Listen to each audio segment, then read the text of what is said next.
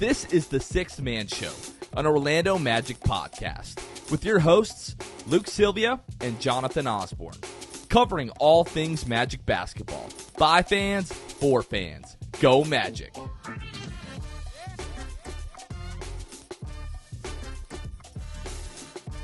What's going on, Orlando Magic fans? You guys are back with the Sixth Man Show. Today is July 11th, 2022. Jonathan Osborne here. As always, I am joined by my co-host, Luke Sylvia. Luke, what's going on, bro? I'm great. I'm still moving in and back in Florida, getting in a rhythm, moving things in and out of the storage unit. But at the end of the day, you know, I know that, you know, I'm not too far from hopefully seeing Paolo play, Caleb Houston. These guys have given me a new life here in the dead of the summer. A new lease on life, right? Mm-hmm. The last time that we recorded, we hadn't seen any of these guys play in Summer League, and we're going to have like a more, you know, kind of like drawn out conversation around Paolo and how he's looked so far. But he's looked great. I think it's safe to say that all of the panic beforehand was not warranted. We now know that Paolo looks great. He's definitely NBA ready. He's played 2 games so far. There's going to be some debate upon whether he should even continue to play in the Summer League at this point. But the kid looks great. He is ready to rock and roll for the league. Caleb Houston, the second-round pick, has looked good as well. We'll break down how some of the other guys on the team have looked so far. But it's just nice to just see what Paolo has done so far. And again, we're going to get more into the conversation with Paolo. But just to be able to like exhale, just like we made the right pick. We can continue to have that conversation. But right now, at least, it seems like we have. And as we try not to freak out about Summer League and kind of jump to conclusions from that, at least he doesn't look terrible. He's looked really good. Hasn't looked bad. And do you know how frustrating I am officially frustrated with people having to preface, and I hate that it's the case, preface every statement they make with, I know it's just Summer League, or, you know, don't get me wrong, it's just Summer League. I hear that all the time, and now it's just like one of those things that like I look for or I listen for when someone's speaking. I hate that we have to say that all the time. Like, everybody should understand that, like, we're not they don't, unfortunately. No, they don't, and that's why you have to say it, because otherwise they're like, wow. We have to preface it. Yeah, and it's stupid, and it makes me mad. So anytime you guys hear me say that this episode, just know I hate saying that phrase, but unfortunately, people will take it out of context, and who knows how they use that, you know, in long term. So, yeah. So there's some Orlando Magic news that came out this week before we get into some of the housekeeping kind of stuff. So Robin Lopez officially agreed to a 1-year deal with the Cleveland Cavaliers. So he's officially not coming back to the Magic. Once the news came out that we were, you know, signing Mo Bamba and bringing back Bol Bol and signing Gary Harris to the extension, the writing was basically on the wall that Robin Lopez would not be coming back. But signing with another team, it really makes that official. So Robin Lopez, just 1 year here in Orlando, was mostly just kind of a locker room guy, you know, veteran presence to help bring the rookies along last year, but did a great job. Beloved guy in the locker room. Wish Robin all the best in Cleveland, and now he can feud or hang out with their mascot. You know, I know stuff is really broken up about Robin Lopez moving on. I know our guys over at Court Cousins, they're really busted up about Robin Lopez moving on. I don't know what they're going to do for their like Rolo, like mental health check-in thing that they typically do each week surrounding the Magic. But yeah, Robin Lopez on to Cleveland, Luke. Yeah, I mean, one of the more fun kind of 1-year guys in Orlando. You get one every now and then, right? But Robin Lopez, you love that he was near Disney. He got to, you know, he got to continue to interact with stuff throughout the season. You know, shout out, I'll never forget, you know, him just sitting on the court when he was technically on the bench, sitting on the court and, you know, with his mask on and just sitting there. I mean, great guy. You'd look at him and you just want to laugh. So really shout out to Rolo and everything that he did in this last year. I'm sure he mentored guys we didn't even know that he was mentoring on the team and really provided some insight. So who knows really how big the impact that he left was, but I'm sure it was great. And then really, I mean, we've kind of just furthered this conversation more each of the last couple of episodes as more information comes out. But Keith Smith on Twitter, who works with SpotTrack, reported yesterday that Mo Bamba and Bol Bol, who both reportedly signed 2-year deals with the Orlando Magic, their second-year deal it's being reported that those are fully non-guaranteed. So when you look at Spotrac, you look at the contracts of Mo Bamba, Bol Bol, Gary Harris. Each of the three guys that we brought back this offseason, each of their second years are non-guaranteed. So I think Mo Bamba's deadline is going to be January 29th, and then Gary Harris and Bol Bol are June 30th. So if the team waives those guys before those deadlines, then their second year is non-guaranteed and just comes off the books. So we look at Gary Harris, Mo Bamba, Bol Bol. That's basically like $25 million that the Magic after this season can just wipe off the books just like that with a snap of the finger if they want to. And then when you also look at Terrence Ross's expiring deal, the Magic are going to be close to like $35 million in cap space that they could potentially create on a whim, next offseason if the opportunity presents itself. So I said it when all these things were happening, that it was an A-plus offseason for the front office, and people kind of criticized and laughed at that. I don't think there's any way that you can argue with the way that these deals have been structured. Yeah, I mean, it's one of the things that our front office has emphasized, right? They've said it, right? They want to maintain cap flexibility. That's exactly what they're doing. They're doing what they set out to. I imagine they've got just a big board or spreadsheet that just has their long-term, goals for the, maybe this offseason we do this offseason. I just imagine they have this all laid out already. And you can just tell everything is obviously so intentional in the way that they do things step after step. It just seems like they're one step ahead of everybody from, the draft process with Paolo Banchero to second year being, team option for all three guys that come back essentially for this team that will probably play a significant role in this season and this season of growth for this roster. I think that they have crushed it. Like you said, I side with you that if it's not an A, it's an A+. I don't see anything like what else did you want these guys to do this offseason? They're not going to make a big splash. That really didn't make any sense anyway. Plus, you've got to gain the trust of those players that you can go after next offseason or the offseason after that. So I'm looking forward to see what they've got up their sleeve. I know that they have something. It's impossible for them not to. They always seem like they do. So really, hats off to them yet again, doing what we didn't think would be done. And just to kind of go back, I know we've talked about this so much now, just kind of the secrecy that surrounded and the mystery that surrounded the number one pick. And I think it was, Tim McMahon and Brian Windhorst on ESPN Plus, if you're subscribed to that. They released an article a few days ago. What was that? Thursday, so the day that our last episode came out, just kind of furthering up the story behind the number one pick and kind of what the Magic did. So basically what the Magic did is they were holding the Rockets' feet to the fire to see if they were going to get the Rockets to trade up to number one. Obviously, that never materialized, and they went ahead and they took their guy. Reading this article, it just goes into some of the conversations that Jeff Weltman and John Hammond had, like the days leading up to the draft, that mostly the group had made a decision to go with Paolo Banchero. But John Hammond said if Jeff would have walked into the office with a different decision the next morning, he wouldn't have been shocked. So this kind of lines up with everything that Jeff Weltman said kind of leading up to the draft and since then, that you don't make the decision until you are making the decision, and conversations are continuing to it's an ongoing process the entire time.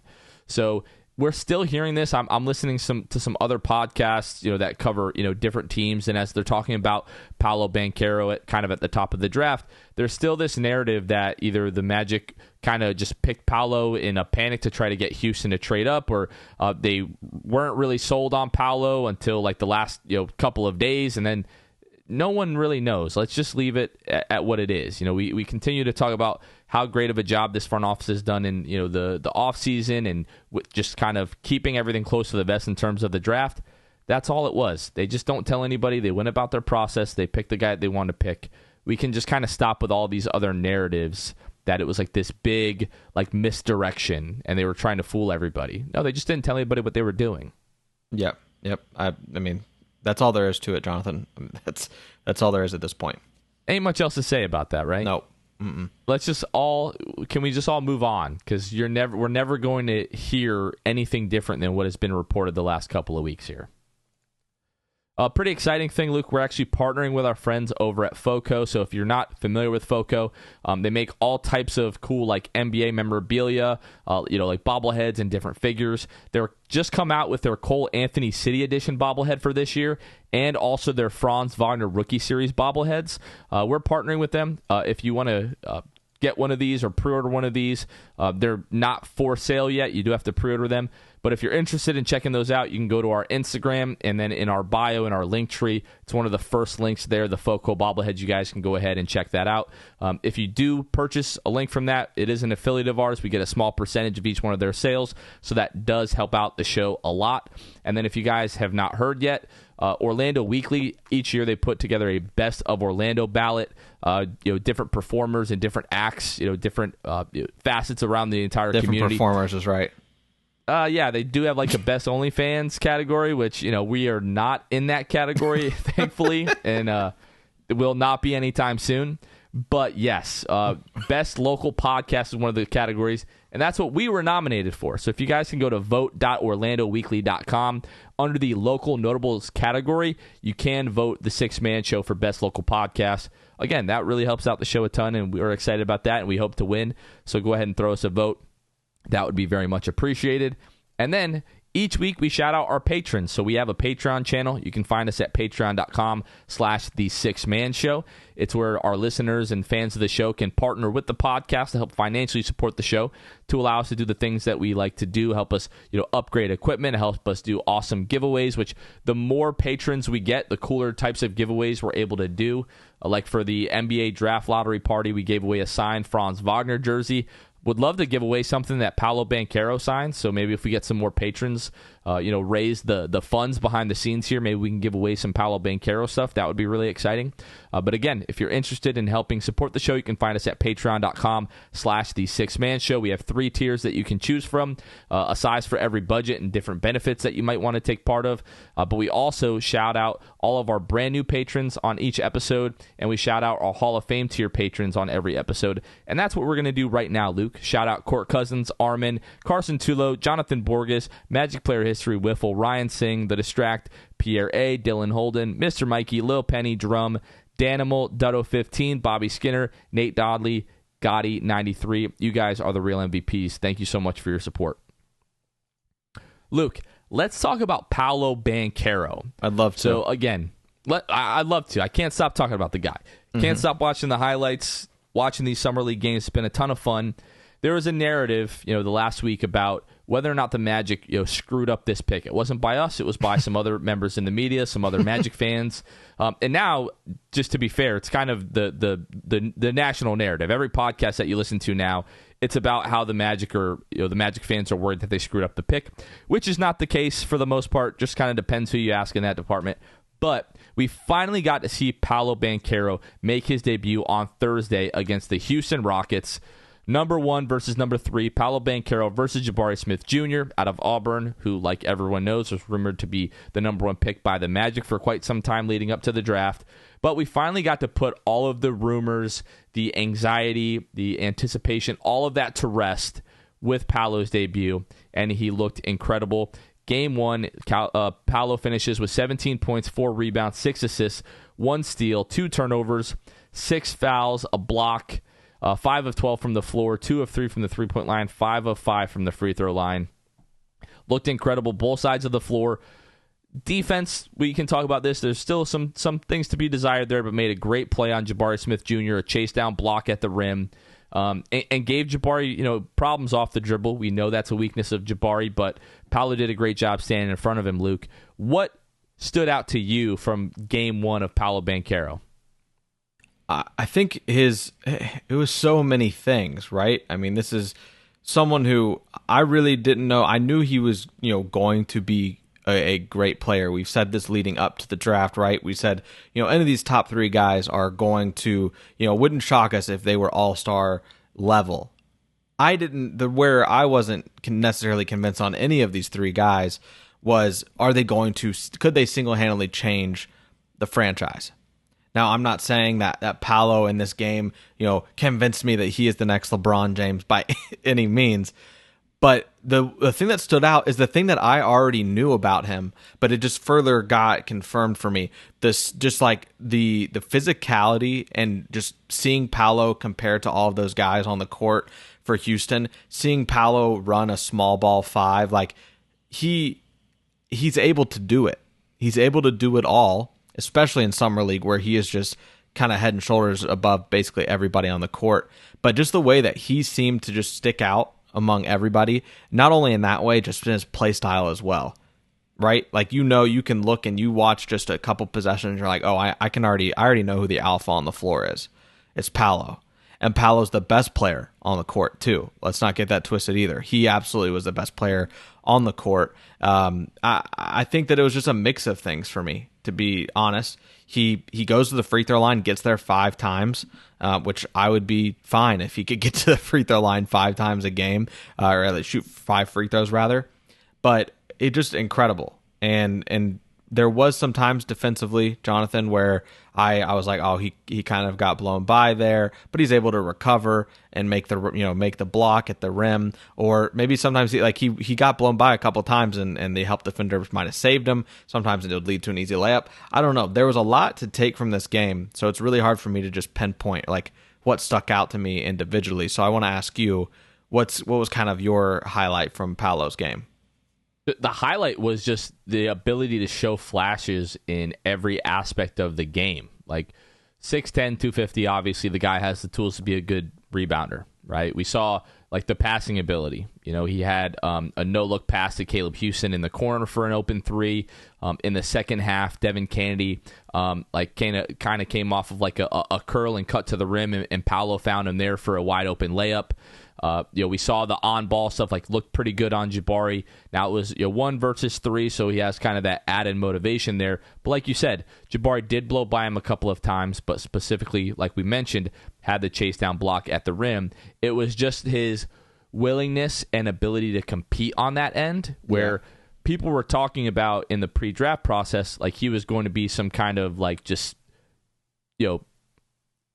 leaky ship trying to tread water defensively, and that wasn't really the case. The questions pre-draft was, what is he going to be if he doesn't match his offensive ceiling because he can't defend? And I don't think that's the case. I don't know if it was the scheme like we've talked about at Duke, or if he was just bored there, not always totally engaged on that end. But so far through 2 Summer League games, he's looked. He's had his lapses and reads and maybe lacking attention to detail on that end, but he's looked every bit of having the effort and the ability to be a solid defender. We saw the step back 3 that he hit in Jabari Smith's face, who's a great defender, to open the game. We saw the spot up 3-pointer that he hit, nothing but net. So just like he showed us, he has the ability to do everything. Like you said, was getting to the rim, was getting to the free throw line. Yeah. I don't think you can't ask anything more from this kid from a debut. Like, is he going to be a all-world defender? Is he going to be a rim protector? Probably not. But he showed that he's going to be able to carry his own weight on that end. Yeah, I think that's really big. He's not a guy that's going to get played off the court defensively come playoff time at any point. And Jonathan, what were the things that you and I talked about in regard to Paolo and kind of our concerns, right? The two, the big thing was, is he going to be able to shoot the 3 ball? The confidence is there. We know that. He shoots 2 of 3. His first bucket in Summer League was a 3-pointer, albeit practically wide open, but he still hit it. Those are nerves that play into that first shot that you shoot in Summer League in an NBA uniform in general. So at that point, he shoots 2 of 3 from 3. I don't need him shooting more than 3 threes a game, to be honest with you, at least not this early in the career. The other thing was defensively, like we've already talked about. He's kind of squashed that narrative already. Yes, there's some concerns, but like I said, he's not getting played off the court in the postseason, I don't think, just because of his I was ability. Never concerned about the defense. You weren't. You were. I never was. I was. I was. But seeing what we saw against Houston, again, guys, I know it's Summer League, but this guy just continued to impress me in that game against Houston. I walked away from that game and I was like, man, I cannot get too high with this guy right now. But I wanted to so badly. And I think I probably have a little bit, admittedly, but it's hard not to. The other thing that impressed me about Paolo, and I could talk about the game forever, and we'll move on to the Kings game here in a second, I'm sure, but the thing that impressed me was just like his, not only like his effort on defense, but his willingness to try risky things. You know how risky it is, Jonathan, as the number one pick, to go and say against a defender like Jabari, to think, I'm going to do this move and it's going to end up into it, and it's going to take me into a step back 3-pointer and all eyes are on me. Like, that's a risky move to take, because if you do something like, in a step back scenario, easily you're able to airball that shot. Like, you're not getting enough power from your legs, whatever it might be. Not an issue. Just like his willingness to try something like that was something that stood out to me. Also, like his turnaround jumpers, when he's got them kind of on the baseline, he's got his defender on the baseline, and he tried that so many times. And I'm hoping that's a shot he continues to work on after Summer League, because it is short sometimes. But like I said, ultimately, willingness to do that and try new things in the spotlight like that was super encouraging to me and really spoke volumes about who Paolo is. Well, another thing that was really exciting is, before the game, like leading up to the game, he's talking about, when the stands are filled and the lights are on and the cameras are on me. He's like, that's what I thrive for. Like, that's what's the most fun to me. And you and I talked about this, like, after the draft, is like, in order to get to this level, like, you do have to have a little bit of that ego, and he does have a little bit of that ego, a little bit of that swagger. We saw like the ability to be the alpha, especially late in the Sacramento game. Just going up to midcourt and being like, RJ, give me the ball. Right. Like we saw that a couple of times, so that was super encouraging. After the first game, in his post game conference or post game interview, he's saying, that was a must win game for me. Mm-hmm. And for you to say that in your first Summer League game, where a lot of guys aren't really worried about the result, that just shows me in every aspect, wherever this kid is in life, when he's on the floor, the ball's in his hands, he's playing to win. It doesn't matter if it's Summer League, doesn't matter if it's pickup, Game 7 of the NBA Finals. That just shows kind of his competitive nature. And another thing that was really exciting to me is, as good as he looked, some of the things that we're talking about, there's still plenty of area like for improvement, plenty of room for him to improve, especially defensively. We'll talk about the Kings game, but the turnovers that he had in that game, he knows that he can clean that up. He realized in the Kings game that the jumper was not falling, so he only shot 1 3 in that game and shot 15 free throws. So realized the jumper was not falling. I need to lower my head and I need to get to the rim, finish, create contact, whatever I need to do to keep this game going, to keep this team going. So let's talk a little bit about the Kings game, which we'll talk about the games kind of in their totality, but what was just like a really just crazy, insane game. Really just like the last 4 minutes of that game in regulation and then the double overtime. But like the team really was having issues functioning actually in both games if the ball was not in Paolo's hands. So we've seen kind of this experiment with RJ Hampton, the third-year player, bringing the ball up and trying to initiate the offense a lot of times for this Magic Summer League team, and it's not always fruitful, if I'm putting it lightly. The team is absolutely functioning best, especially offensively, when Paolo really is the focal point of the offense, getting other guys involved, getting to his spots, guys are cutting, guys are getting wide open, and then Paolo is finding those guys. But we saw in that game, I think he had 8 turnovers against the Kings, which he talked about. He said, that'll never happen again is basically what he's saying. But a lot of that, to me, I think we talked about this, was just kind of a symptom of him trying to do too much, or a byproduct of him trying to do too much. Getting collapsed on, then trying to make the pass maybe a little bit late, ball getting tipped, Kings are going the other way with it. But again, like Paolo, the Magic don't win either of these games without Paolo. And the first 2 games, he's clearly been the best player on the floor. Yeah, and the thing that's encouraging for me, Jonathan, kind of comparing the Orlando game to the Sacramento game, really going into the Sacramento game, I was hoping, I hope that he doesn't have 6 fouls again like he did against Houston, because that's a direct correlation to him getting blown by, right? That's a pretty strong correlation.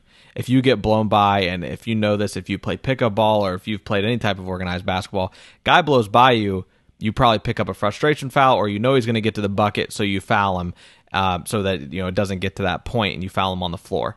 Paolo absolutely fell victim to that in the game against Houston, admittedly. But against the Kings, he didn't do that. right? I mean, you look at it against the Kings, he ends with just 3 fouls, but kind of that was one thing I was looking for in the comparison of the games. I was just hoping, please, like Paolo, I hope that you don't foul as much, because that probably means you played pretty good defensively. And we saw that to be the case, Jonathan. 4 steals and 2 blocks. Game before that, he had 1 steal and 0 blocks. So there absolutely is that correlation for him. I was happy to see it. I was relieved to see it, that he was able to play defensively, play well, all those sort of things. And the reason that I wasn't panicking at all about his 8 turnovers in that game obviously isn't great, and he talked about that like you said. He ends that game against the Kings 6 assists, 8 turnovers. But against Houston, 6 assists, 2 turnovers. So we know he's capable. We know, and that was a game that he was largely getting guarded by Jabari. These teams in Summer League are throwing double teams at Paolo as well. This is not a normal rookie experience in Summer League either. So I have no red flags really about Paolo and thinking that like he could ever get played off the court in any scenario, and whatever it might be, whether it be committing too many turnovers or defensively. He never, did a bad thing 2 games in a row, like even only through 2 games. Like there wasn't one thing that I was like, man, there's, things maybe that you can nitpick about here and there, but he's a rookie. He's going to learn. I was very encouraged by this game against Sacramento. Free throw line, 15 times that he gets to the free throw line? So, yeah. And he went 11 of 15, 73%. You'd hope that he could go like 12 of 15, 13 of 15. But nonetheless, getting to the free throw line 15 times, 5 times that first game, so you're averaging 10 through 2 games. We'll take that. Yeah. It was weird, like he wasn't credited with the block on Jabari in the first game. I just noticed that as you went through and kind of read the stat line, I'm looking at the box score from that game, that he didn't get credited with the block. It was absolutely a block. Pin it against the backboard and the Magic are going the other way. But yeah, like you mentioned, 2 blocks against Sacramento. One was literally the game-saving block in double overtime. If he doesn't get that block, the game ends right there. So just like... And played great defense on Keegan Murray, especially in the first half. Keegan Murray has been lighting teams up so far in Summer League, in Utah and then now in Vegas. But especially in the first half, did a really great job, just like playing deny like he did at Duke with the Blue Devils, just trying to not let Keegan Murray get the ball. That's really the most effective way to stop a guy from scoring. If he doesn't get the ball, he can't score. So against Jabari Smith, against Keegan Murray, 2 of the top 4 picks, he's definitely had the edge in both of those games so far and really held his own defensively. Had a couple of instances, against the Kings on Saturday where, Keegan Murray was trying to break him down off the dribble, and he's poking the ball away. So yeah, and super just encouraging to see add that. There for Keegan Murray, played a great game. I'm not going to take anything away from Keegan Murray. He essentially, when it came said and done, he kind of got his feet underneath him as the game went on, shot 4 of 8 from 3. So obviously 50%, 5 of 11 from the field, had 9 rebounds. But what I will say is that with Paolo on him, largely, Keegan Murray had just 2 assists and 5 turnovers. So anytime that you can make your guy commit that, essentially 3 more turnovers than the assists they had, and it's still kind of a low number, especially when they only have 2 assists, I think it's a win for Paolo. Like you said, I think he outplayed Keegan Murray, but by no means did Keegan Murray have a bad game. But compared to what we were seeing from Keegan Murray, that was not nearly as good of a game as he's been having, and I credit a lot of that to Paolo. Yeah, we also saw the 360 dunk from Paolo on the break, which was really fun. He also had this sick mid post. He's posting up, the Kings, and then it has this just one arm laser to Caleb in the from corner, the right elbow extend, free throw line extended. And I tweeted, I said this is not normal for anyone, let alone a rookie. And I have Thunder fans in our mentions what do you mean Josh Giddey did this every game last year? It's it's not a normal thing for people to be able to do that. No one's saying Josh Giddey isn't a very special playmaker and passer. Everybody relax. I'm just saying most NBA players cannot make that pass, especially most NBA rookies cannot make that pass. A lot of people were saying it was LeBron-esque. I'm not here to argue that. I'm not saying Paolo's LeBron. But they're not totally wrong. We have seen LeBron make that pass again and again and again. Yeah. But I think and we're not the first, like we're not breaking any type of new ground here, but I think Paolo is even better of a passer than I anticipated. Yeah. I knew that, especially in transition, he had some special qualities to him, but really we're seeing this like in the half court, just like seeing like the vision and seeing guys cut. Seeing the pass and making the pass are two very different things. There are guys that can see a pass and try to make the pass and they can't, and Paolo can do both, which is just really great. And I do think that a lot of the reason that he had 8 turnovers against Sacramento is because he was trying even harder to facilitate, I think. And he was making some passes that were like, good idea, Paolo, but probably not going to work. And but what I will say, going back to his pass from like free throw line extended on that, essentially the left elbow, I guess, when he had him in the corner, that the special thing about that pass, Jonathan, wasn't necessarily that he saw it and made the pass. The special part about it was that the velocity that pass came out, being one-handed, just absurd. Like it wasn't like a two-handed pass that he telegraphed. It just came out like he just saw it and whipped it. This ball was going so freaking fast, and so that was the impressive part to me. Not necessarily like in general the pass and to see that, but the way that he made that pass, how quickly it got to there, right in the pocket too, of where he needed it. Incredible. It was an incredible pass, and you saw obviously that. You tweeted out that video, it got tons of engagement from people that were verified accounts, whoever it was, people acknowledging like this was an incredible pass by Paolo Banchero. Well, Emmanuel Terry, who had the game-winning layup in double overtime, after the game, they're talking about the assist from Paolo, and he's like, that he throws it hard, so your hands have to be ready. Well, he mishandled a couple of them against the Rockets, so I understand why he's saying that too. He could have had, like you had tweeted from the account, he could have had maybe 8 or 10 assists, if people could just kind of catch the pass. And I get it. He's incredible. Maybe he caught his teammates off guard with how well that he can pass the ball and his vision and the speed at which these passes get to them. They blink and the ball is just like right at their hands. You got to catch it. It's been really fun to see him play, and it looked like after the game he's like limping a little bit, so we're not sure if he doesn't play another summer league game, we're like, okay, we get it. Like he's going to be great. Probably don't need to see him in the summer league again. But the next matchup would be Paolo versus Chet. Yeah. On Monday when you guys are listening to this podcast. And I think everybody wants to see that. Like obviously ESPN wants to see that number 1 versus number 2.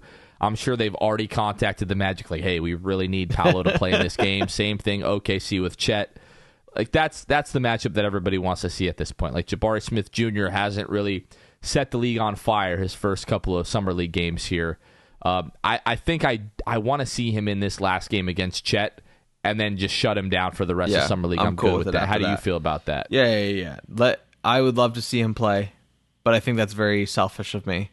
I think that he could probably... We've suffered long enough. We can get one more summer league game, I think. Right. Well, my thing is, even if you hold him out against Chet, like play him the next game. I know that that might be bad optics, or people are like, oh, he's dodging Chet. First of all, you shut your mouth when you're talking to me. Second of all, I just think that he could use it. I mean, he was limping, and someone was like, well, I think it's the left, his shoe's not on all the way. And I was like, no, they clearly said that Paolo asked for a trainer. So there's something going on there.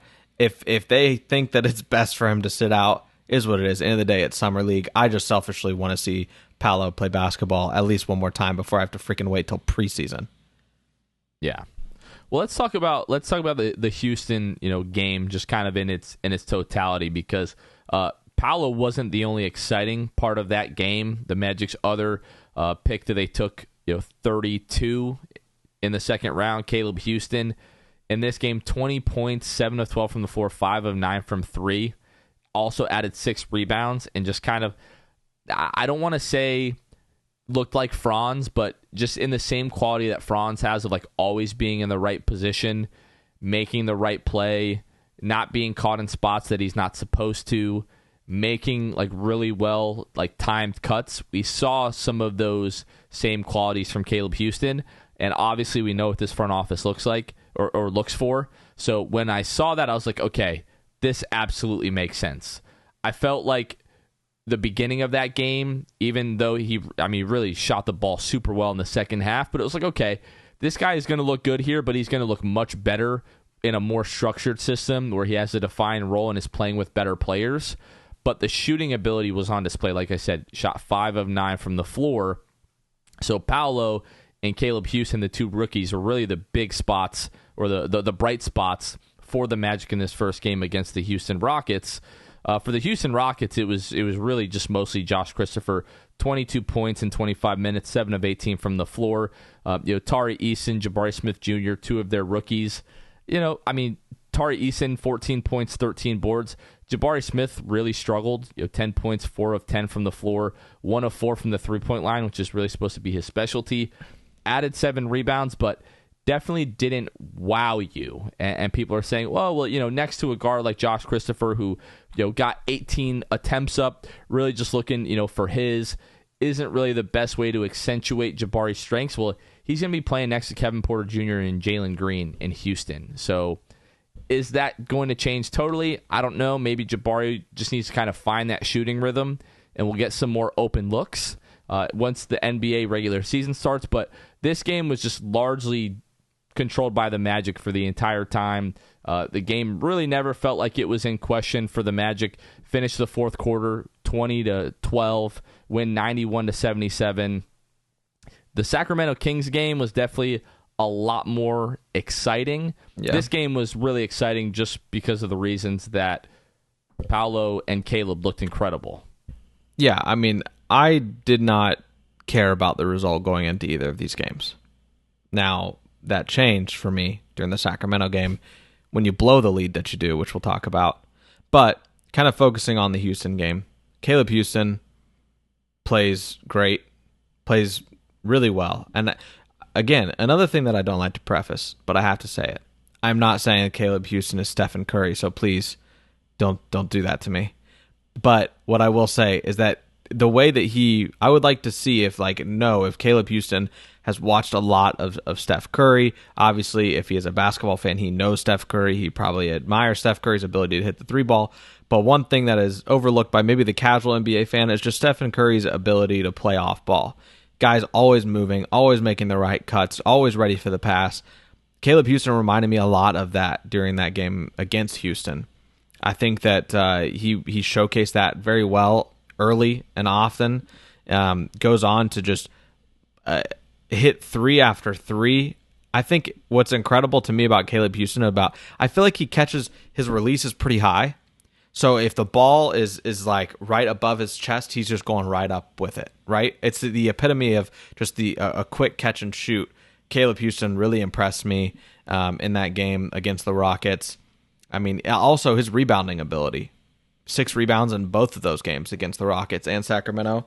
I was really impressed by him. Devin Kennedy shot the crap out of the ball and was able to do his thing. What did he end with here? He ended it with 15 points and 3 of 8 from 3. I think his threes mainly came early in that game. But I was impressed by Devin early in that first half. His ability to hit the 3 ball. That's kind of what he brings to the table. But it was a fun game. Did you start to kind of look at kind of your Caleb Houston, Devin Kennedy comparisons there throughout the game, Jonathan, once Caleb got going? I'm trying to, we'll have that conversation again once Summer League is just kind of totally ended. I don't want to overreact to one game, of course, because Caleb definitely looked better really in both of these games. I think the Sacramento game, Devin shot 1 of 7 from the 3-point line, 2 of 8 from the floor. Caleb was 3 of 10, but adds the 6 assists there and just has more size. He's 6'8", 6 rebounds. To Devin, who I think is 6'2" or 6'3". So and probably can defend a little bit better at this point. I think just gives you more off the ball than Devin does. But Devin is the older guy, more mature, has more experience. Hasn't really played consistently in a long time, especially with the injury that he dealt with. So I'm hoping we see Devin a few more games here. And yeah, it's going to be interesting to see what the Magic do, because right now I can see them making a case for either one of those guys. I do think that just overall, Caleb probably gives you a little bit more just outside of the shooting. I might be leaning that way. And also, he's relatively young, and you just invested a draft pick in him. And I don't know. Either one of those guys is going to end up in Lakeland and still kind of be involved in the Magic organization. And I'm sure we'll see them at various points this season.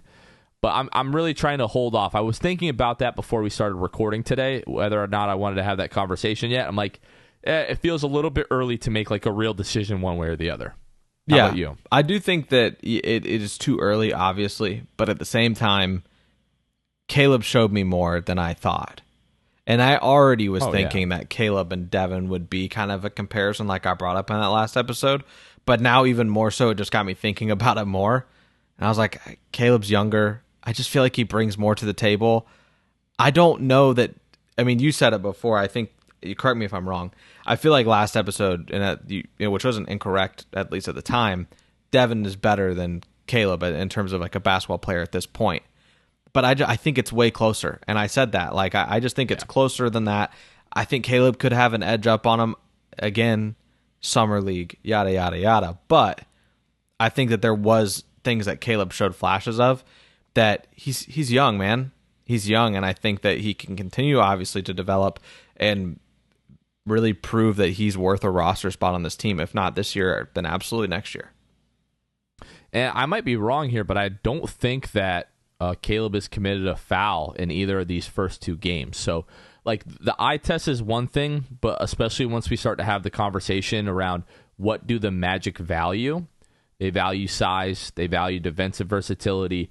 They value basketball IQ. At some point, they have to value shooting. I think Caleb and Devin each give you that to a certain extent. If I had to lean one way or the other right now, it's just been one game where he shot really well and another game where he didn't shoot quite as well. So I'd probably still give that edge to Devin in terms of who I think is the better shooter right now. But when you start factoring in those other components, who's going to be the better defender? Who might have a higher basketball IQ? Who has more size? Yeah, that's when the conversation starts to go back to Caleb. And if the Magic are like, oh, this kid is whatever he is, 19 years old, what kind of shooter is he going to be like at 24 years old? I could see them buying into, like, let's just get Caleb on the main roster, kind of get our arms around him. We'll have eyes on him this entire year. He'll be with the Orlando Magic staff here. I get I get the argument for either one of those guys to be signed to the roster. Yeah, for sure. So, I mean, that was really my next point. I was going to kind of go into Caleb Houston, but we've kind of already done that now. But, again, 20 points in the first game right now. He's averaging 14 points, 6 rebounds, 45% from the floor, 43% from the three-point line, 80% from the free throw line in 29 minutes in each of the first two games. He's looked great. Let's talk a little bit about the Sacramento game. So, pretty close first three quarters. Magic go out, get a pretty sizable lead going into the fourth quarter. 11-point lead to start the fourth. Had an 18-point lead in this game with 5 minutes to go. And I was driving to my high school reunion last night, Saturday night, watching this game. And Mark Jones says something with a couple minutes left. Oh, plenty of time left in this game. I was like, what? What are you talking about? Plenty of time left. It's like, this game is over. But I forgot that it was Summer League. And in Summer League, literally anything can happen. Mm-hmm. So again, going back to the 5-minute 26 mark, it was 82-64. And then they go on a 23-5 run to end the game. The Magic are up 6 points with 31 seconds left. They make a layup. The Magic come back down. Aleem Ford gets fouled, makes 2 free throws. So again, 6-point game with 7 seconds left. Keita hits a 3. Paolo inbounds the ball. He got credited with the turnover. If I'm arguing, I'm saying the ball hit R.J. Hampton right in both of the two hands that God gave him, and he just lost it.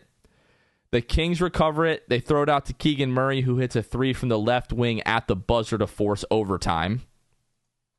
We go into overtime. So Summer League overtime, it's just 2 minutes, just like your normal NBA regulation, but usually that's 5 minutes, but it's just 2 minutes, and then whoever wins at the end of the 2 minutes wins the game.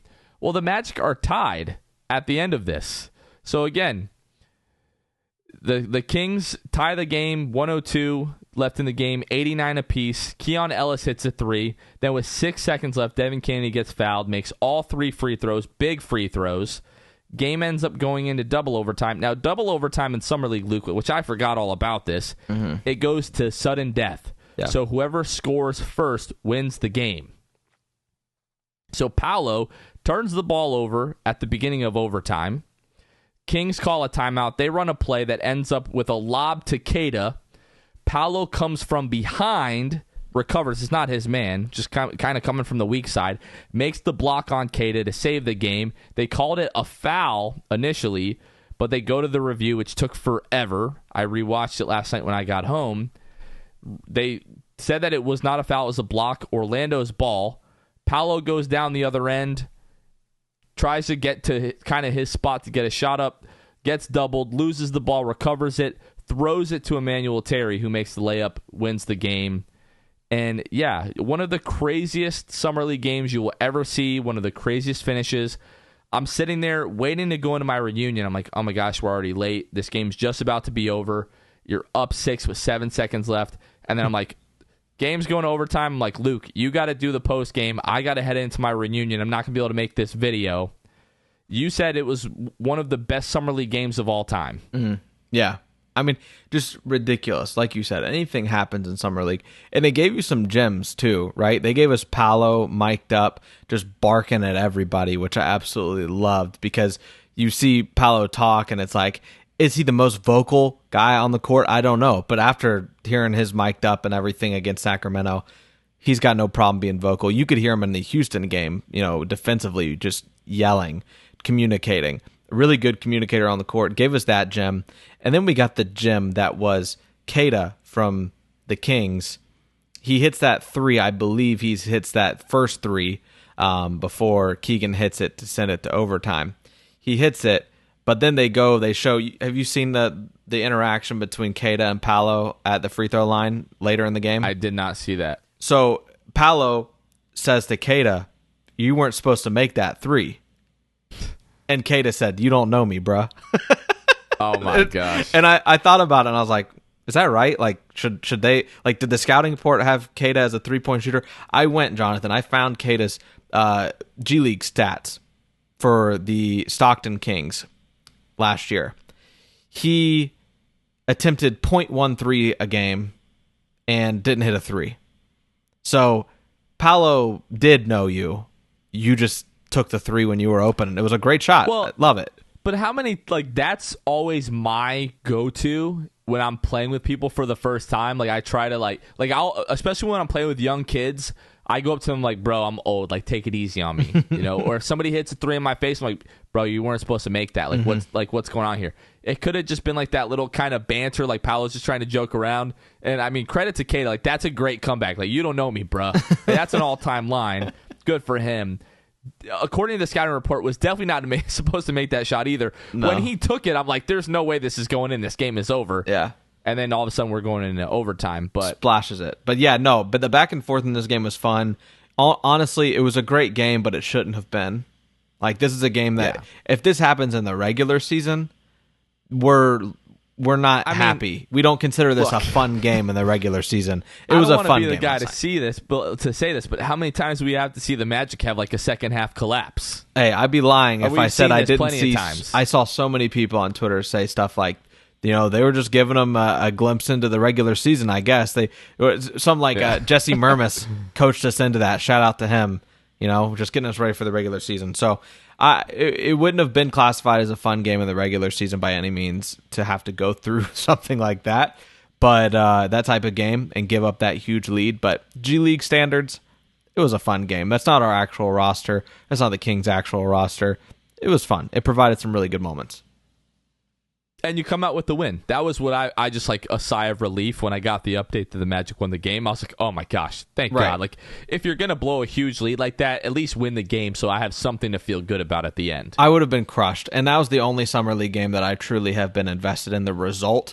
I'm always invested in, like, the new guys and the guys that are on the actual roster, how they play. I had fully convinced myself, because it's been the case for a very long time, that I don't care about Summer League results.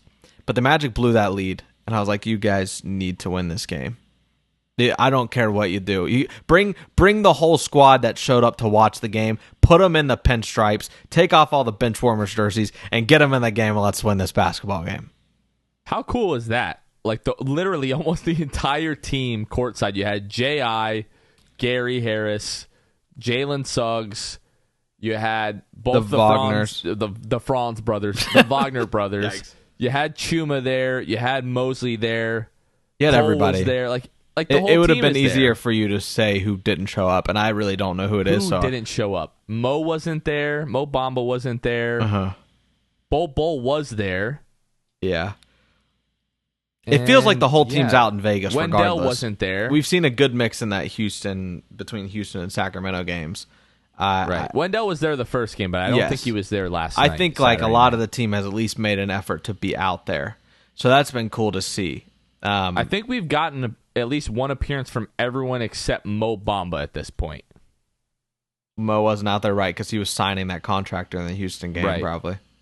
Yeah. So, and I'm not saying anything bad about Mo. It's just we haven't seen him there. Like, we know Mo is a great teammate. Let's not turn this into something that it's not. But it's just really cool that like literally the entire squad came out for Summer League. You know, we talk about this and it's kind of cliche at this point, but the culture here is different, and that's just kind of more evidence of that. That was really cool to see. Yeah, it was cool. They showed, like, you know, Sacramento had a couple guys there. I know Sabonis was there and some other people that I can't remember. A lot of teams have a couple guys there or a few guys but there. then they Not many shift teams over have everyone there. to the Magic side of things, and it's like the whole roster was there. So, yeah, that was awesome. Really putting their money where their mouth is as far as, like, Jalen, when our episode with him talked about, like, no, this chemistry is real on this team.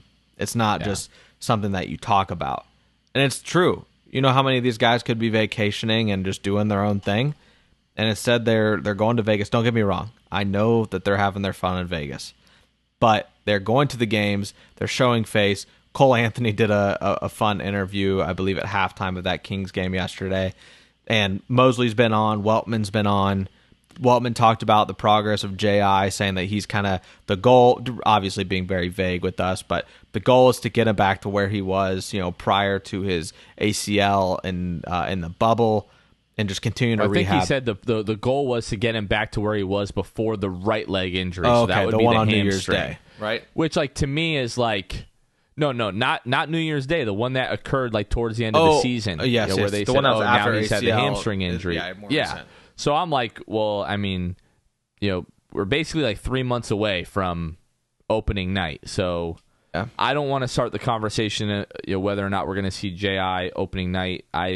If we don't see him opening night, would be incredibly disappointing and even more concerning. But hopefully that's just all, you know, media talk, and he doesn't want to put too much pressure on the kid. But really, really hoping that we see J.I. opening night. And then, you know, we talk about how, you know, they blow this lead, how embarrassing it would have been for the number 1 overall pick to have an 18-point lead with 5 minutes left and to lose that game when he was trying to make plays, and then comes up arguably the two biggest plays of the game, the block in overtime, then the assist, you know, to win the game, draws the double. So just happy all the way around that we won that game. Yeah, no doubt. The last thing that I want to talk about, Luke, before we start talking about whether or not we got the pick right, is R.J. Hampton and the way that R.J. Hampton has performed throughout the first 2 Summer League games. So R.J. Hampton is now going into his 3rd year in the NBA. Usually we don't see 3rd-year guys playing Summer League, but R.J. just wanted to, you know, get back into live action, compete, get some reps with the young guys. So he volunteered to play Summer League, which is very, you know, admirable, and I'm glad that he did that.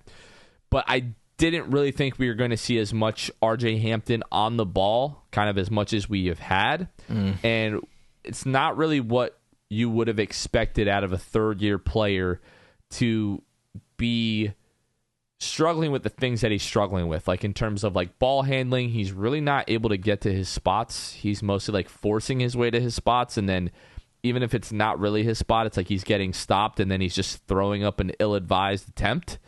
So through 2 games, he's averaging 12 points, 7.5 rebounds, 2 assists, 1 steal, 3 turnovers, 40% from the floor. He's only attempted a couple of threes. I think he's 0 for 2, so 0% from the three-point line.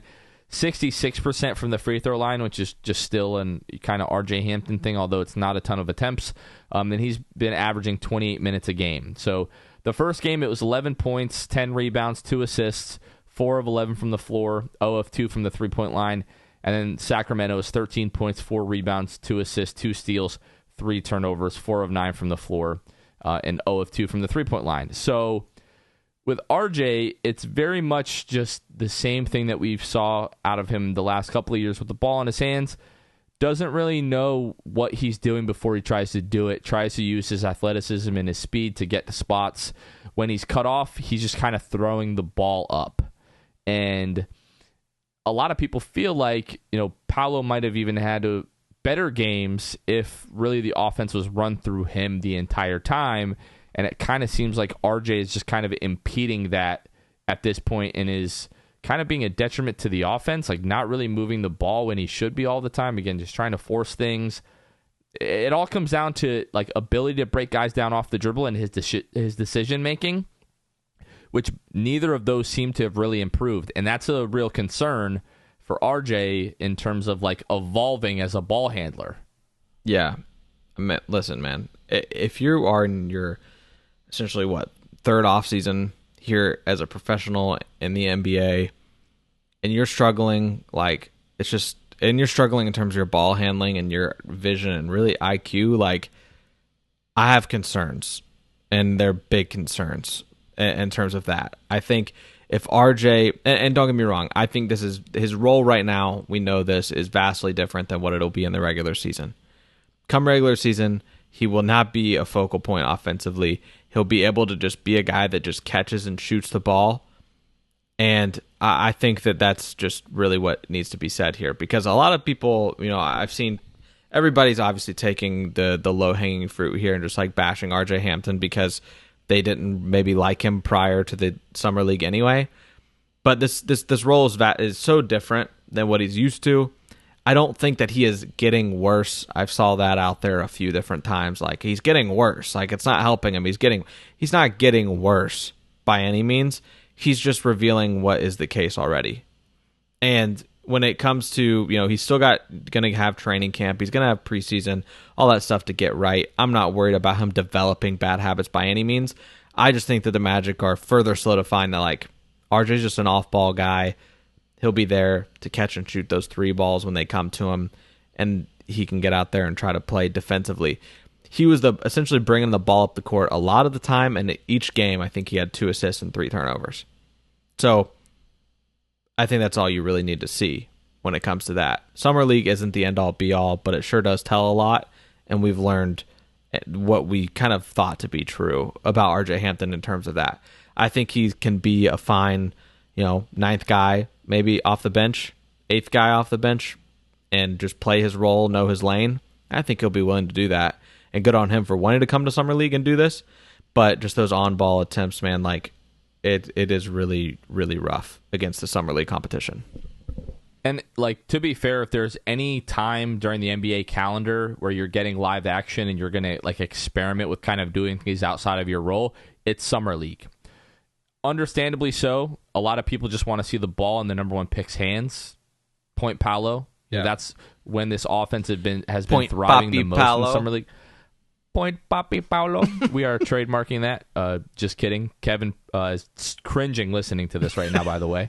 But RJ, as long as he, when it comes to the regular season, embraces the 3-and-D role, he's going to be just fine. But that needs to be RJ Hampton, like for the rest of his career. Yes, he just needs to embrace that. Like I do think, like the handle isn't so broken that he can never put it on the floor. But what he needs to be, if it comes to that, it needs to be like attacking hard closeouts because you have become such a good 3-point shooter, and he's got the athleticism to like raise up and finish over guys. So I'm not saying that he should never put the ball on the floor again, but he should definitely not be bringing it up. Learn nothing else in Summer League from RJ Hampton. He should not be bringing the ball up. He should not be initiating the offense. Yeah, stand at the wing.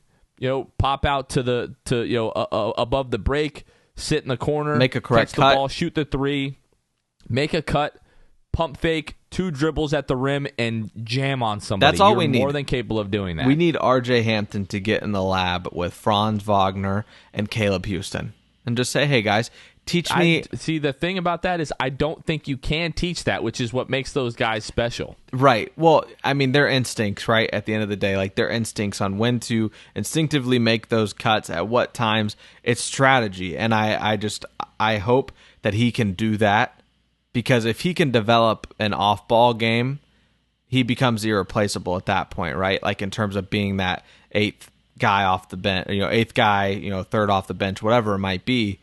I think that he can continue to develop his role. Development is not over for RJ Hampton, so don't hear this and hear us say that it's over. But as far as his role, and I think he would maybe tell you this now, like he would rather be the guy that's off ball, hitting threes, making the right cuts. I hope. I don't know that he would tell you that, but listen. He should be thinking that. He should be after those first 2 games against Summer League competition. That's just the case right now. Like, that's the case. Absolutely. Yeah. So, I mean, but we've talked about this. Like, he still has the ability to thrive in transition, still has room to grow as a defender. Like, he can be a very, very good role player in the league. But, a couple of years ago when he was like the 5th rated player in his draft class, and had dreams of being like a starting guard in the NBA, I just don't see that from him right now. But that doesn't mean that he can't be a good player. He just really needs to embrace this role that he did a pretty good job of last year when he accepted that. Shot close to 40% from the 3 for most of the season. So I've seen everything that I need to see from RJ in terms of like a offensive initiator in this summer league. Yep. The last conversation that I want to have, Luke, before we go ahead and just kind of look ahead to some of the games that the Magic will be playing this week, is going to be our way too early edition of Did We Get the Pick Right? Way too early. Way too early. But it's become a conversation, and people were panicking that the Magic had screwed up the pick before Paolo even laced up his sneakers for the Orlando Magic. So I'm going to just take a look at really the guys in the top 5. So Paolo, Chet, Jabari, Keegan Murray, Jaden Ivey. I'm just going to go through their averages so far with a couple of disclaimers for a couple of these guys. But then we can just, from there, you can open up to whether or not you got the pick right, which I think we both know the answer to this question, but we'll have the conversation anyway. So looking at Paolo, in 2 games, averaging 20 points, 5 rebounds, 6 assists, 2.5 steals, 1 block, 5 turnovers, 4.5 fouls. I'm going through turnovers and fouls because as a rookie, decision-making is a big part of that and improving, so I am covering that, even though we don't usually talk too much about turnovers and fouls. He's averaging 40% from the floor, 50% from the three-point line, 80% from the free throw line in 30 minutes. Chet Holmgren, now I'm just going off of his Vegas Summer League games. Obviously, we all know he had the incredible debut, but in the one Vegas Summer League game that he's played so far, 12 points, 8 rebounds, 2 assists, 2 steals, 4 blocks, 4 turnovers, 1 foul, 30% from the floor, 0% from the three-point line in 28 minutes.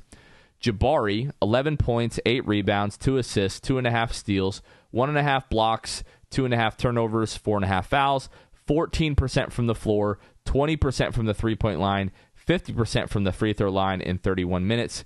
Keegan Murray, 21.5 points, 5.5 rebounds, 2.5 assists, a half steal, 3.5 turnovers, 4.5 fouls, 44% from the floor, 40% from 3, 78% from the free throw line in 35 minutes. And then Jaden Ivey, these are skewed a little bit. He had a really good first game, left the second game early last night after he tweaked his ankle, but 18.8 points, 3 rebounds, 4 assists, 2.5 turnovers, 2.5 fouls, 50% from the floor, 50% from the three-point line, 100% from the free throw line in 18.5 minutes. In 18.5 minutes, huh? 18.5 minutes. Yeah, I think, listen, numbers for Chet. Let me double check this. You go ahead. I'm going to go ahead and double check those Jaden Ivey stats because they seem a little suspect now that I'm reading these back. Right. Well, what I'll say is that Chet's, one game in Summer League in Vegas is absolutely not the best game he's had. It was obviously that first game in Salt Lake. I don't remember. 15.5 points in 18.8 minutes. For Jaden Ivey. For Jaden Ivey. Gotcha. Still very good. I don't remember what Chet's numbers were that second game in Salt Lake. It was like 11 points, 11 points. I think he had close to 10 rebounds, but he was like 3 of 11 from the floor, and I think it was like 1 of 4 from the 3-point line, but that was in Utah. Right. I think the closest... I think, like, naturally I want to say, like, it's like Chet Paolo, but obviously, like, in terms of Summer League performances, it's more like Paolo, Keegan, and Jaden Ivey at this point, which I don't necessarily think is true by any means. That's a whole Summer League thing. But I'm fully comfortable, obviously, with this pick. We said it. We would trust the front office. This is why, folks, because I'm probably picking Jabari Smith Jr. on draft night, and I'm cringing right now watching him play in Summer League as a result. Now, I don't think that this is this is definitely not the de facto moment for Jabari Smith Jr. We're not going to be talking about his Summer League performances for the rest of time and infamy. Like, not the case at all. But are there key indicators? Yeah, there's some red flags when it comes to Jabari. But it's like we said, Jonathan, if this front office doesn't think Jabari can seriously become a guy that can create for himself off the dribble, do those things and improve in those areas as time goes on in his career, then he's not the pick. But as far as Jabari goes, and we heard that he shot the ball very well from 3 in his workout with the Magic, I mean, clearly that was the case. Like, they looked at him for whatever that extended amount of time. I'm sure we could talk about that eventually, Jonathan, too. Is like that workout that went long. I guess it meant something bad, but also we don't know, because like we heard, T. Ross said that he shot the ball really well. It could just be that Paolo just continued to blow them away in those interviews. So I have no idea. Reportedly, Chet Holmgren cut his workout short for whatever reason. We heard that he had a non-COVID related illness, so maybe he just wasn't feeling well in the middle of the workout. And then, as we know, Paolo never worked out for the Magic. Right. So I don't think I'll ever read that deep into like it's hard to. It's hard because nobody else, like Jabari Smith Jr.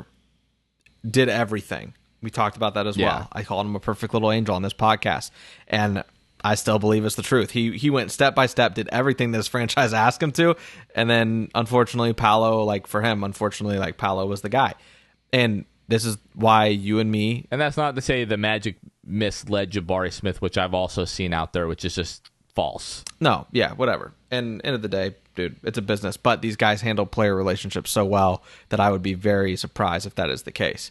Yeah, exactly. So, and Paolo didn't even know he was getting picked. So it's not like they were telling Paolo this whole time and telling Jabari like the same thing. That's stupid. But yeah, so absolutely, this is feels like the right pick. I'm content with it. We've seen great things out of Paolo already. Things that he has surprised us with. Things that even like maybe the Paolo truthers like had no idea like to what extent he could do these things. And he's just continued to prove that he can do it. I've seen this from a lot of like NBA personalities that were there at Summer League, and they've all just said like Paolo is massive. Like Paolo is every bit of 6'10", 250, and he's bigger than you even think he is when you see him. Yeah. So I saw someone say, Jonathan, a reporter, I don't know that it was Mark Spears, even though Mark Spears has praised Paolo so far, but somebody that was kind of in the upper echelon of reporters said, in the same way that Zion dominated Summer League is what Paolo is doing at Summer League so far. So in terms of just imposing his will, doing those things correctly, standing out above the crowd, Paolo is already doing those things. So I do see that, and I'm like, okay, I'm not just being biased. Like, he does look incredible. So it is what it is. It's Summer League, baby, but we're having fun. Yeah, I'm looking through Twitter. I just searched the keywords Paolo and Zion, and I'm not seeing anybody reputable come up just right now. But with the Twitter Trust. search, you never. I believe you. I was just trying to see if I could find out who that was for us, and I'm not seeing that right now. I believe you. No, I do. I trust you, Luke. Don't worry. Okay. No, I trust you. All right. I'm sure you're looking for it now, and you're going to find it. I just, in the 2 seconds that I searched for it, I didn't see it. But yeah, I'm right there with you in the same vein. Like right now, even I've heard our good friends on the Blue Wire Network over at the Uncontested, they did a podcast last night after they sat and watched a few of those games last night. They're actually in Vegas. They said right now, like Paolo has looked the best out of everybody in the draft class. I found it, baby. It was Mark Spears, Okay. I believe you. And it was the Paolo thing that threw you off because I did that first and then I typed in Banchero. So he said Banchero is bullying the Summer League in the same way Zion did. Tweeted that a day ago. Right. So love to see it. Well, incredible. I yes, absolutely. I'm on board, obviously, with this pick. And, have been. So fun stuff. Yeah, I just also think that like the conversation is just nowhere near being over. No. What I am really confident in saying, I'm not like ready to say like, oh, for now and just like forever into the future and for the rest of time, Paolo is the best player in this draft class. What I am confident in saying is that we didn't screw up the pick by picking Paolo. Like No. Had we taken Jabari Smith Jr. and he looked the way that he's looked so far, boy, would I be sweating. And I know we don't kind of overreact to Summer League, but when I went through the stats and I saw 14% from the floor, I was like, my goodness, you have to shoot the ball very poorly to shoot 14% from the floor. Yeah. So like you said, there's still plenty of time. I think there's probably a part of Jabari that's feeling added pressure to prove that, because like he almost ended up as like the consolation pick for the Rockets because, they wanted Paolo so badly and he thought he was going number one. So he probably feels that pressure to like live up and like prove that he's the number one pick. Yeah. And so much of shooting is like your mental state and your confidence. Yeah. And if he's struggling at all with that at this moment, I totally get that. But he just kind of needs to find that confidence and that rhythm again, I think. And what I'll leave us with is like that's what you hear about shooting, right? Like when people are struggling, I know like if I was like struggling shooting the ball in high school, whatever, like coach would just be like you're a good shooter, like don't think. Just shoot. And that's sort of the thing. That's like why your mentality does play into it. If you are somebody like Jabari Smith Jr., who is supposed to be just an incredible talent from the three-point line, you just can't think. Like, you just got to shoot the ball. And Jabari knows that. But like you said, there probably are some mind games. There's mind games for all these guys. It's just how they react to it. It's kind of like Paolo's tattoo that he has that says, no pressure, KNOW, and then highlighted the NO, no pressure, even when he knows there is pressure. That's a good one. He's like an that. alpha. I love him. Mm-hmm. I love him. Last little tidbit about that. So there's this guy. He's a pastor. He's made a couple of like documentaries. His name is Ryan Leak. I think I've showed you the video before. Basically, he made a video around like what would you do if you knew you couldn't fail. Mm-hmm. And he decided that he was just going to work out for months and months and months and go have a tryout with an NBA team. I think he played like Division II basketball. But he worked out like hours and hours a day, like hundreds of shots that he would get up. He ended up having a workout with the Suns when Jeff Hornacek was the head coach there. Obviously, he didn't make the team, but he said when it comes to shot making as a professional, you have to kill the part of you inside of you that gets happy when you make a shot and gets down when you miss a shot. You just have to get rid of that part of your brain that reacts to a make or a miss. It's just all about the muscle memory and the repetition, and that's how you kind of gain the confidence as a shooter. So Jabari right now just has to kill that part of him that is getting down whenever he misses a shot. Maybe it's not a confidence thing. Maybe he's just going to be trash. I don't think that's the case. But it's way too early to have this conversation. I'm confident in saying that the Magic didn't screw up the pick with Paolo. But the early returns are pretty good. I think we can agree on that. Yeah, no doubt. No doubt. Looking ahead to this week, Luke, Monday when you all are listening to this, the Magic are playing the Oklahoma City Thunder at 9 o'clock. I think that game on ESPN. Yeah. It's 1 versus 2. It's got to be on ESPN. And then on Thursday, the Magic are playing the New York Knicks, 7:30 Eastern Time. That game is going to be on NBA TV. So, I mean, let's talk OKC on Monday. Tonight when our listeners are listening to this, it's 1 versus 2. I don't think there's anything more exciting than that when it comes to Summer League. Yeah, I mean, I think that's I think it's a W if Paolo plays. So I'm on board with the win there against OKC. I hope Chet and Paolo both play. We'll see. Honestly, if Paolo plays both of these next couple of games, I think we all expect him to get shut down after. If he is even good to go for this game, he might get shut down because of the ankle thing. But again, it's 1 versus 2 on ESPN. You got to find a way to play that game, in my opinion. The Magic win that game, they have a chance to, even without Paolo, if they get a win over the New York Knicks, who don't really have any, superstars. Quentin Grimes. They got Quentin Grimes, and who's been playing really well. They got Jericho Sims, but let's see what Caleb Houston and Admiral Schofield and those boys can get done potentially against the Knicks. If they win that game, the Magic are potentially in line to play for like the Summer League championship. Yeah, so I we'll think kind of see what happens with that. Get those boys some rings. I think if Paolo doesn't play against the Knicks, I think the Knicks win that game. I don't know. The rest of the roster just feels kind of like it drops off for the Magic and is what it is. I've seen stranger things happen in Summer League. Of course. I mean, Ignas Brezdeikis dropped 30 once. So that's true. That is anything true. Anything can happen when you really think about it. Yeah, we'll see. I'm gonna say that the Magic go 1-1 this week. I'm gonna say they beat OKC and lose to the Knicks. I like it. I'm gonna go 2-0. Pick up 2 wins and maybe who knows? If we make it to the G League summer, not the G League. Oh my goodness. Basically it's the G League. Yeah. The Summer League championship. Does Paolo come back for the championship No game? shot. I hope not. Absolutely not, unfortunately. I hope not. I did see something, great. Jonathan, that said that, they're handing out rings, and it was something about, like, CP3 putting in his application to play in the Summer League because they're giving out rings. Oh, man. That's bad. Poor CP3.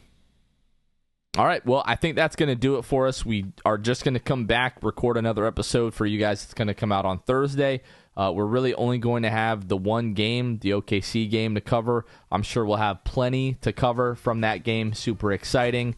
And we'll be back if there's any other Magic news, if somebody gets traded or anything crazy happens, of course. But for this week, I think that's going to do it for us, Luke. For Luke Sylvia, this has been Jonathan Osborne. You guys have been listening to The Sixth Man Show. We will catch you guys next time. See ya. Thanks for listening to The Sixth Man Show. Be sure to subscribe on iTunes and Spotify to get new episodes downloaded directly to your phone. If you enjoyed the show, please take a minute to give us a 5-star rating and a review. It helps out the show a lot. Follow us on Twitter, Instagram, and Facebook at Sixth Man Show. We'll catch you guys next time. Go Magic!